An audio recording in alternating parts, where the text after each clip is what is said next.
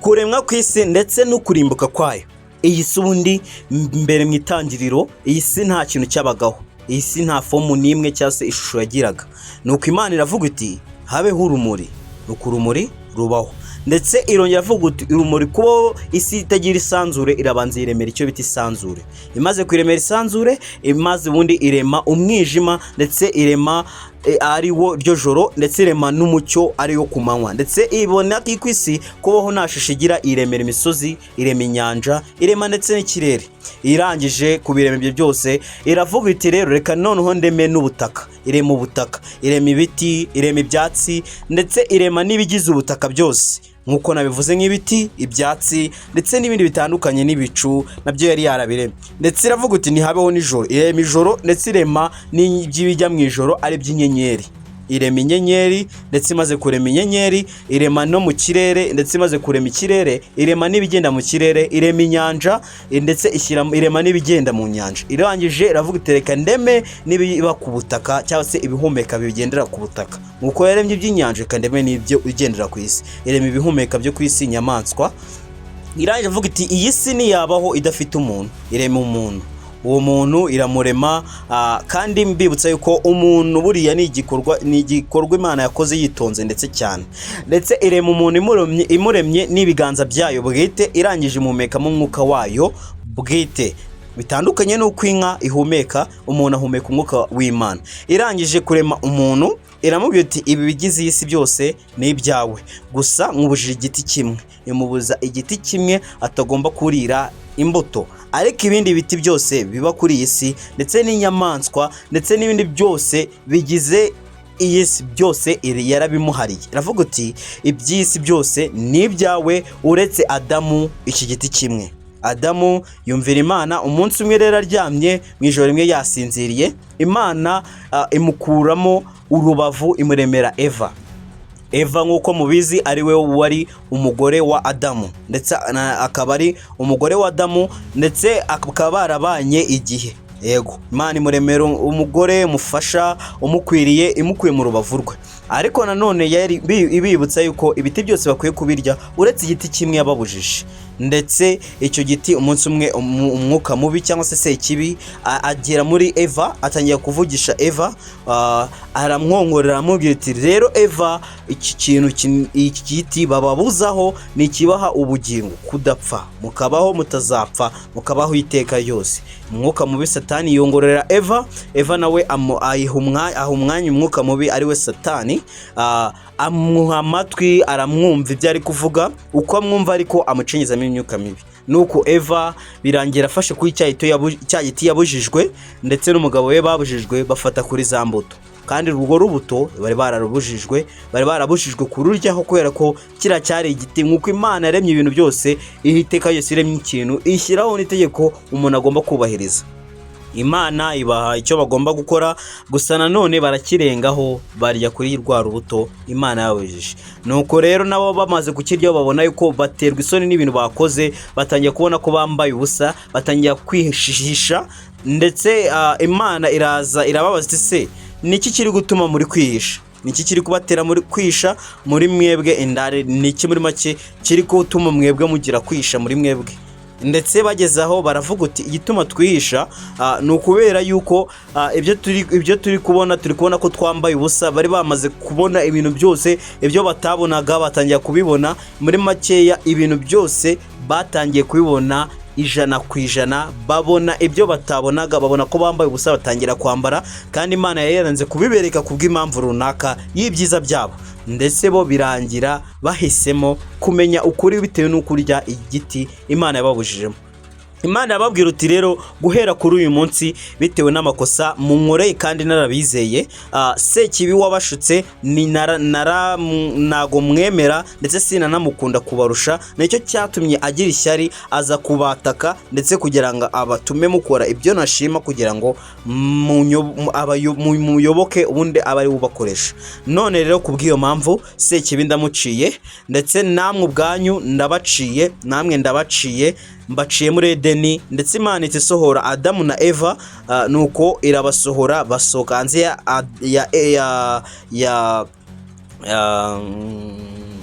ibasohora hanze ya Edeni. Imaze kubasohora hanze ya Edeni, noneho ishyiraho umwamarayika ushinzwe kurinda Edeni. Ubundi uwo mwamarayika araza ahagarara ku muryango wa Edeni. Nuko guhera kuri uwo munsi Eva ndetse n'umugabo we Adamu, guhera kuri uwo munsi Imana ibabwiye yuko batazongera na rimwe kwinjira muri Edeni kubera amakosa bayikoreye, kutumvira Imana gusa byabagejeje gusohoka muri Edeni no kubona bambaye ubusa no kutangira kugira amasoni, ndetse basohorwa muri Edeni. Basoje gusohoka, Imana irababwiye ati kandi kubw'ibyo munkoreye, guhera kuri uyu munota umugabo uzajya urya ubishye akuya, ndetse n'umuryango wawe urye ubishye akuya. Ndetse bigera iravuga uti kandi bizabaho iteka ryose ibyo ngibyo nkubwiye, uzaruha uhora ukora ndetse uvunika cyane kugira ngo ubashe kubaho. Icyo nicyo kintu Imana yahanishije umugabo. Igeze no ku mugabo nawe no ku mugore iravuga uti nawe mugore Eva, guhera kuri uyu munota uzajya ubyara utwite ubabaye, ndetse uzajya ubyara ubabaye ubabarana agahinda, nawe kandi ibyo bizakubaho iteka ryose. Igitsina gore cyose bizakibaho bitewe n'ibyo Eva yakoze na Adamu. Ibyo isi biri kugenderamo nibyo n'abantu benshi bari kugenda bahura nabyo, byatewe n'ibyo ngibyo byose. Gusa nanone niwasubiza igihe inyuma ngo bikosore ko ntibyakunda. Nuko rero Imana irababwiye uti mumvire rero muri Edeni, ubundi noneho njyewe icyo mbabwiye nicyo ngicyo muzahanwa. Bigera aho ngaho baragenda babaho mu buzima bukomeye birenze nuko batekerezaga yuko bari kuzabaho.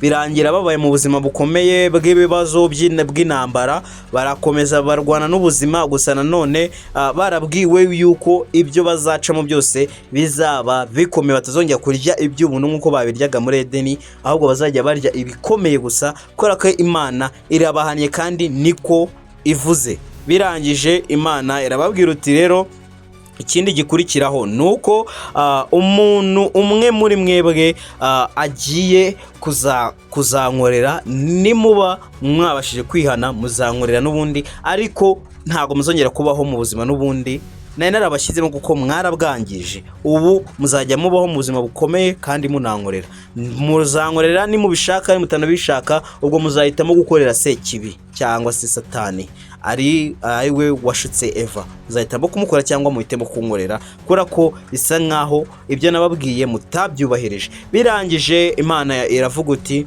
nimugende mubeho, yanga kubica cyangwa ngo ibagirire nabi, irabohereza ngo bibereho. Baragenda baba mu buzima bukomeye, nabo urumva babaga mu buzima bwo kwicuza n'agahinda, bibaza se ibi bintu twakoze gutya na gutya kandi batanabikosora. Nuko Imana nayo irababwira uti mugende mwicuze ibyaha byanyu, muhore muri iyo mibabaro namwe, ubundi nzafasha abazankorera, abazansaba nzabafasha, kubera ko ndi Imana igira urukundo kandi ibabarira. Ubu ngubu niyo waba uri mu bikomeye ushobora gusaba Imana ikagufasha. Ibyo ni ibisanzwe biraba ndetse cyane. Ikindi baragenda babaho babyara abana. Umugore nk'uko umugabo yari yarabwiwe ngo azakora kugira ngo umugore arye cyangwa se umuryango urye avunitse cyangwa se yishyura kuya, ndetse ni ku isi hose ubu biraba. Yarakomeje arakora ndetse agahinga, agakora imirimo y'imvune kugira ngo abashe kugaburira umuryango we. Arakora, arongera arakora, arakomeza arakora uko akora, ariko kugira ngo abesheho umuryango we. Umugore rero bigera atwita umwana wa mbere, abyara umwana bita Gahini, nabwo ababaye ndetse cyane. Yarababaye ndetse cyane kubera ko nibo bwa mbere byari bimubayeho.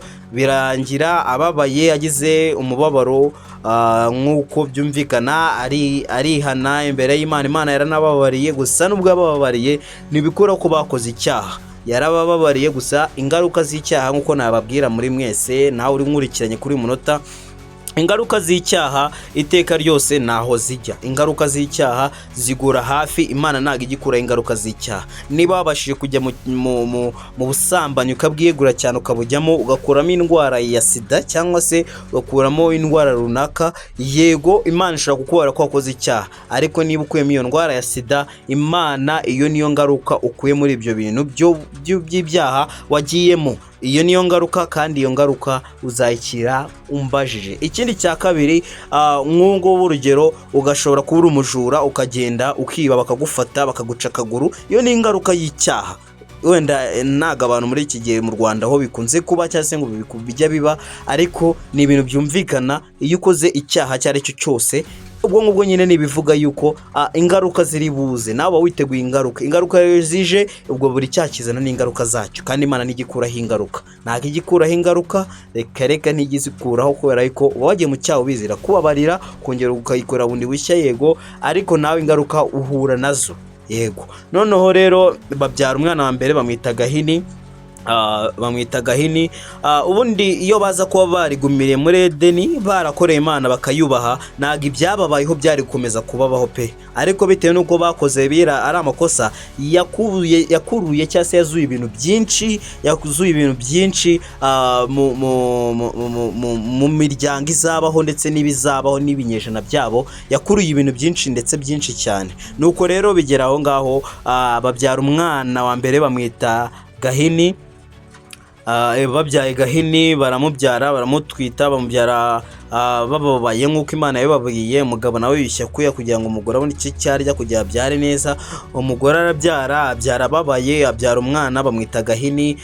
Gahini rero bitewe n'uko ibisekuru byarabakurikiranye cyangwa se karande y'umuryango wabo wari wabakurikiranye kutubaha Imana ndetse no kutumvira Imana, birangira Imana ihannye Gahini bitewe n'uko yakoze amakosa yo kwica Abeli. Hatangiye kuzamo impfu, haza kuzamo intambara, haza kuzamo ukuburana, haza kuzanamo amashyari. Kandi wibuke yuko muri Edeni ibyo bintu ntibyabagaho, umugabo ntiyagiriye ishyari umugore we, ndetse kurwana no gutongana k'umugabo n'umugore ntibyabagaho, ndetse kuba imbwa yarya ikintu umuntu runaka ntibyabagaho, ndetse kuba inka yakwica umuntu ntibyabagaho, ndetse kuba intare yarya ihene ntibyabagaho habe na gato. Ni ibintu bisanzwe bizwi yuko muri Edeni nta kintu kibi cyahaberaga. Imana yarategetse inyamaswa zose ndetse igishyira ubutware n'ubushobozi mu muntu bita Adamu, imuha ubutware bwo kuyobora inyamaswa zose ndetse n'ibiba ku isi byose ngo biyoborwe na Adamu niwe wayoboraga ibiri ku isi byabaga ku isi hose. Ariko bitewe no kutumvira Imana, imaze kubahana hahita havuka ibibazo byinshi ndetse n'ibindi bitandukanye ntanjye ubwanjye nabasha kuvuga ngo nsoze. Hatangiye kuvamo amakimbirane, hatangiye kuvukamo intambara, kutumvikana, hatangiye kuvukamo gushwana, hatangiye kuvukamo urwango, hatangira kuvukamo kutumvikana, hatangira kuvukamo kwangana, hatangira kuvukamo ibintu byinshi bitandukanye, kwicana, hatangiye kuvukamo ibintu byinshi bitandukanye. Nuko babyara umwana wa mbere bamwita Gahini, babyara wa kabiri bamwita Abeli.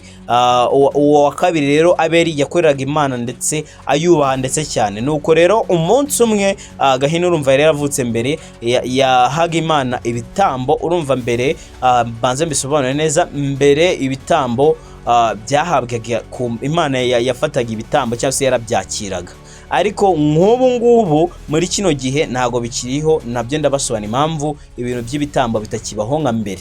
Yego, ubundi mbere icyabagaho, habagaho yuko kugira ngo wihane icyaha wagombaga gutanga igitambo.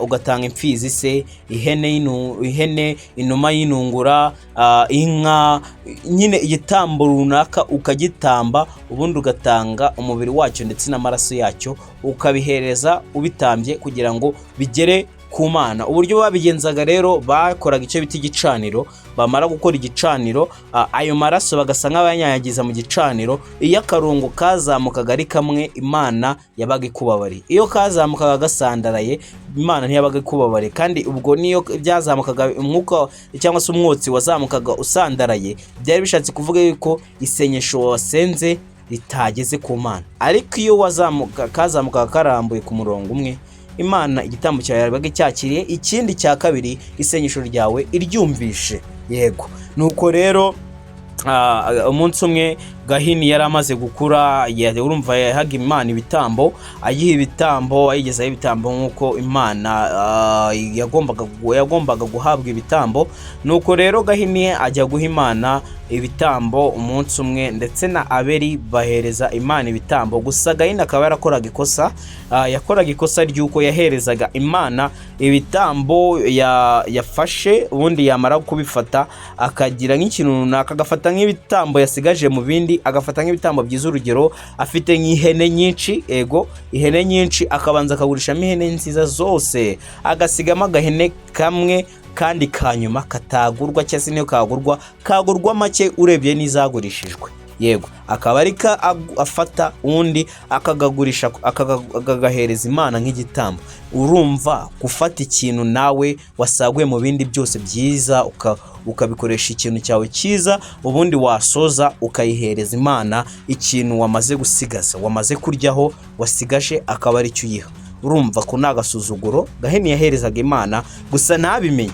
Noneho rero Abeli we yari wa mwana, cyangwa se umwana mwiza wumvira Imana ndetse akayumvira, akayikunda ndetse akayubaha. Aho ngaho niho hatangiriye abubaha Imana ndetse n'abasuzugura Imana. Aho niho hatangiriye ndetse abakozi b'Imana ndetse n'abakozi ba Satani. Mu kigano cya kabiri nzabasobanura noneho Satani yavuye mu ijuru ate, byagenze bite, n'iki cyatumye Satani ava mu ijuru. Aho ngaho rero niho havuye abubaha Imana ndetse n'abakorera Satani. Nuko rero Gahini agakomeza atanga ibitambo gutyo, gusa yasigaje mu bindi byose yari afite.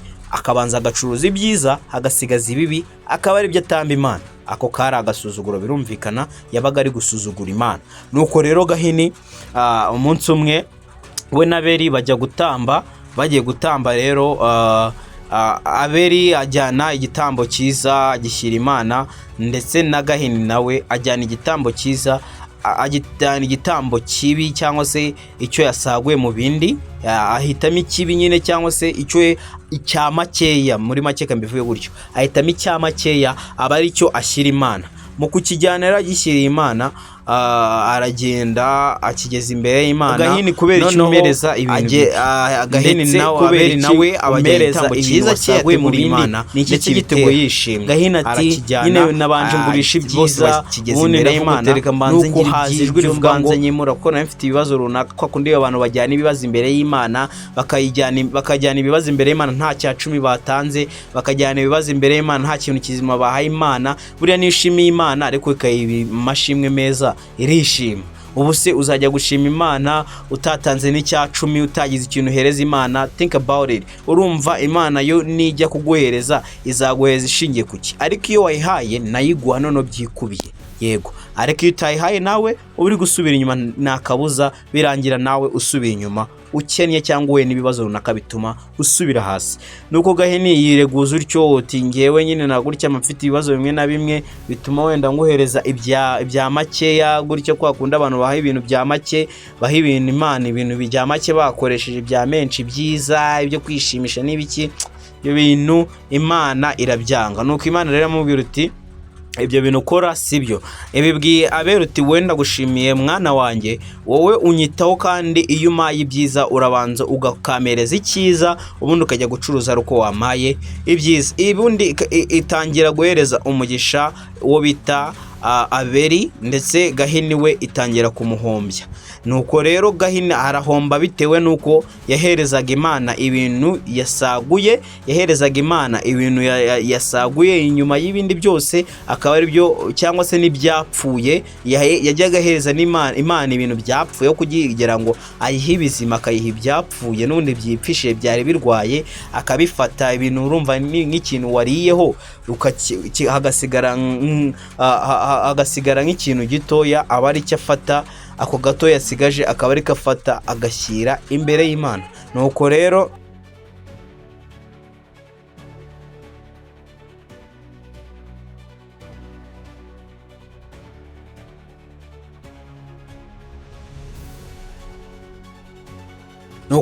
Imana ibiramubwiye uti kubw'ibyo uri kunkorera bibi bimbabaza, ufata ibintu bipfuye, ufata ibigize ute ukabinzanira mu nzu yanjye, ako nagasuzuguro. Guhera uyu munsi ngiye kuguhana. Abeli abyumva ndetse na Gahini abyumva. Ibihera uyu munsi ndetse Gahini atangira guhomba mu gucuruza, amatungo yarapfa, ubukene buramwica, ndetse bigera kuri Abeli bitewe nuko yakoreye Imana akayuba. Ari byo murambabwiye uti mu gihe wagize umugisha yumenya gusangira n'abandi, kandi ikindi utanga icyo bita icya 10 ugiha Imana. ushobora gutekereza ko ugihaye umuntu ukivovota ukavuga uti ngo nanze amaturo, ngo nanze icya 10, tanga icya 10 ukiteho n'amaturo yatange byose ubitange, ariko icya 10 cyitondere, kuko na Bibiliya ubwayo iravuga ngo ibingeragereshe urebe ngo ndakugirira neza, ndakugororera ubundi ingomero zawe cyangwa aho ubika umugisha haruzura ukabura ndetse naho bikwiza. Ikintu cya mbere umuntu akwiye kugerageresha Imana, akwiye kuboneramo umugisha ni ugutanga icya 10. Tanga icya 10 utanga amaturo, ubundi uzabona umugisha mwinshi. Ndabigusezeranyije ko nanjye ndabizi ibyo bintu nibyo 100%, kandi ugihe Imana ibintu byiza wirinde kuyiha ibintu bibi. Nuko rero Abeli atangira kunguka, arunguka ndetse aba umuherwe ukomeye cyane. Mukuru we Gahini ishyari riramwica bitewe nuko yarari guhomba, ndetse murumuna we ari kunguka. Ariko icyatumaga yunguka nuko yakoreye Imana, akayiha ibintu byiza, akirinda guhereza Imana ibintu byapfuye nk'uko Gahini yaherezaga Imana ibintu byapfuye. Nuko rero Imana iravuga uti Abeli nguhaye umugisha, genda ubeho kandi ubeho neza wishimye. Iha umugisha Abeli. Nuko maze guha umugisha Abeli, Gahini agira ishyari riramwica. Nuko rero abafashe Abeli, Gahini afata Abeli bya shyari ryaturutse mu kwanga kumvira Imana mu itangiriro muri Edeni. Kutumvira Imana byageze no mu bana babo, ndetse natwe ubwacu byatugezemo. Ubu ngo abagabo bagabura imiryango bishya kuya, ubu ngo abagore babyara bababaye ndetse cyane. Nibwo buzima twatewe n'abo ngabo batubanjirije. Nuko rero ibyavuye mu miryango yabo, muri mama wabo na papa wabo, karande yo mu muryango wabo, nawo bubagezemo. Noneho habajemo n'ikindi kintu bita, habajemo n'icyo bita amashyari. Ishyari barifashe Gahini bitewe nuko murumuna we yateye imbere. Gahini abatangiye gupanga imipangu yo kwica. Habajemo noneho n'ikindi bita kwica, ndetse umwuka mubi ari we Sekibi abamwigishije n'uburyo bicamo neza, n'uburyo bahamba. Naho byatangiriye 100%. Uko byatangiye dore nuko nguko rero Gahini yahise acura umupanga, aravuga uti ntago wanyirana ya mashyari mu miryango, kwa kundi umwe abatifuza yuko undi atera imbere. Ya mashyari mu miryango, kwa kundi umwe abavuga uti nunyirana si ubwo ngubwo ngewe ubwo bizagenda biti, bazambona nk'imbwa, bazambona nk'umuntu afite umumaro. Amashyari baratangiye. Amashyari amaze gutangira, nuko Gahini abacuza umupangu cyangwa se umugambi wo kwica murumuna we. Nuko rero acura umugambi neza, arawucura, arongera arawucura, avuga uti ngomba kwica murumuna wanjye. Aho ngaho niho kwica kwatangiriye.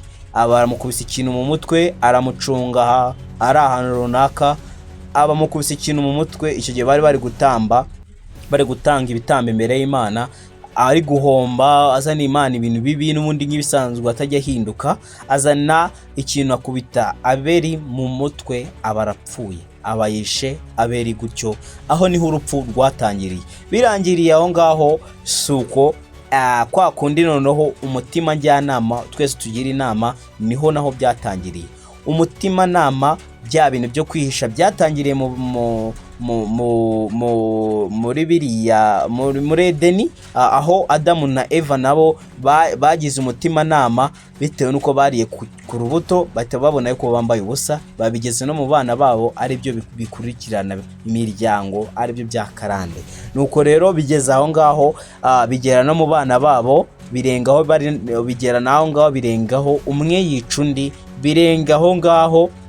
Gusa bari barabyaye, Abeli yari yarabyaye. Nicyo cyiza wenda kubera ko hariho umuryango wenda wasigaye ikorera Imana.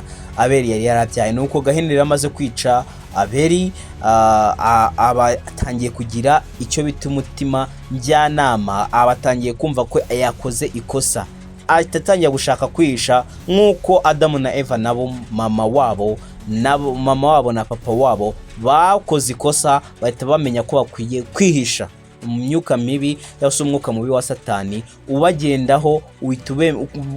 Niyo umuntu akoze icyaha n'ibintu byumvikana, atatangiye kwikeka amababa mutima njyanama we mu mutima atayumva ko yakoze amakosa. Nuko rero birangije abamenye ko yakoze ikosa, abahisemo kwihisha, aragenda arihisha. Imana iragaruka nk'uko yasanze Adamu ndetse na Eva nabo bihishe. Iramubaza uti se kubera iki Gahini wihishe, niye mpamvu wishe Gahini? Gahini ati erega nyine urumva byagenze gutya na gutya. Imana aramubwira ati se niki cyabaye kudashaka kumbwira muri make ikintu cyakubayeho? Yanga kubivuga, gusa n'ubundi Imana yari yarabibonye cyangwa se yari yabibonye, nuko yamwihoreye. Ubwo rero Gahini abakomeje agenda yitsimba yihisha nk'uhisha Imana, azi ko Imana itari kumureba. Gusa icyo nakubwira cyo, niba nawe ukora ibyaha ukabikora wihisha uzi ko Imana itakubona, umenye yuko kuri uyu munota Imana irakubona, ndetse icyo ukora cyose rimwe ku rindi Imana ibiri kukureba. Nuko rero Imana ibwira Gahini uti ibyo bintu wakoze ni ibiki ko mbona uri kwihisha cyane? Gahini agenda yihisha afata umudambo wa Abeli, ariho havuye icyo bita gushyingura kandi mu itaka. Aho niho icyo kintu cyatangiriye, niho byatangiriye ibyo gushyingura, naho ngaho byatangiriye.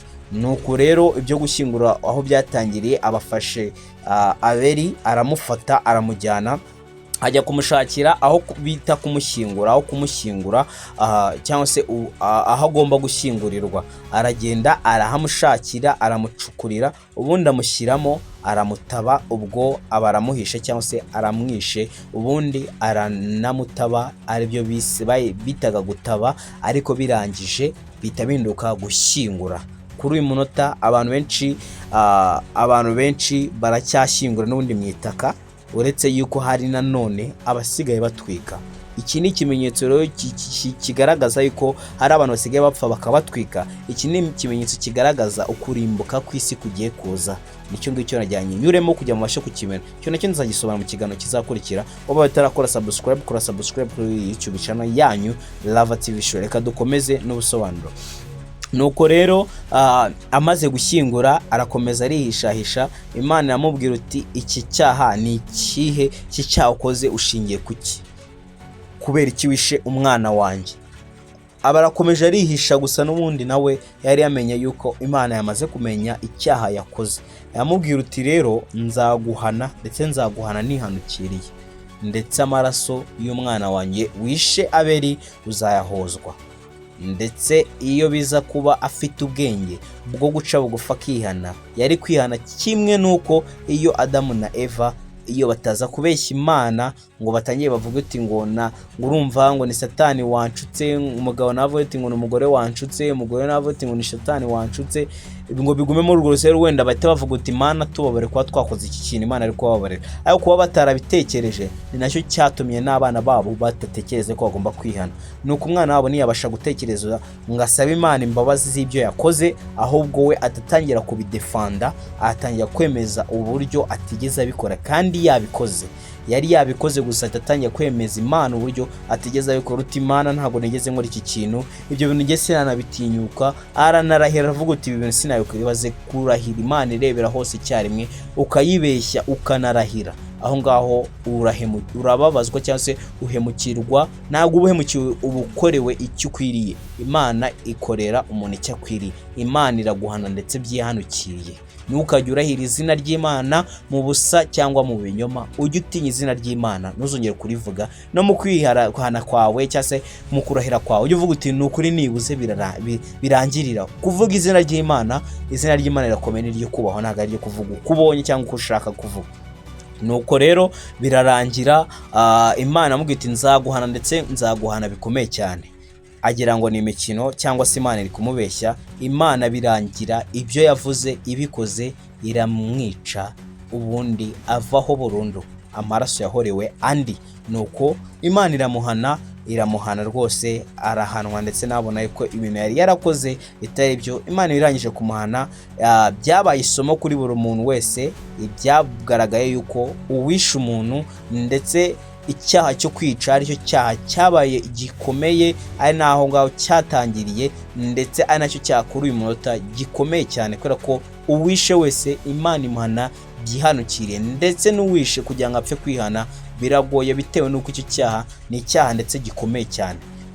yego njye wumvaga ni Mr Lex. Iki ngiki nashaka kubagiramo inama, ndabagira inama yo kujya mwubaha Imana, ndetse niba utayubahaga utangire uyubahe ndetse cyane uyihe agaciro kandi uyikunde. Niba utayikundaga uyikunde, kuko Imana ni nziza, ifasha buri umwe wese, ntiyita ku muntu n'umwe ngo ukize ukennye. uwo ari we wese ikenura ukize kandi ikiza ukennye.